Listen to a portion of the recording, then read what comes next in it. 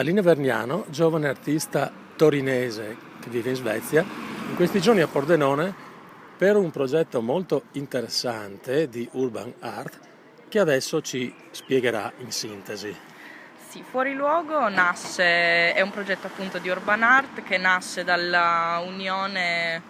delle menti, diciamo, dell'associazione Ubicart e dell'impresa Franzo, che pianificano di portare nel corso di 2 anni 12 artisti in città a intervenire su delle facciate appunto di Pordenone.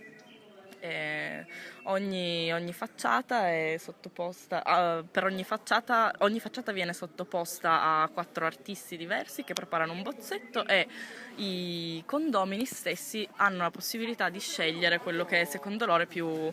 consono, interessante o piace di più per la propria facciata.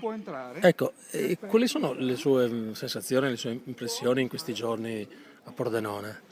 Beh, Pordenone è una città molto interessante che secondo me ha bisogno e sta accettando, mi sembra,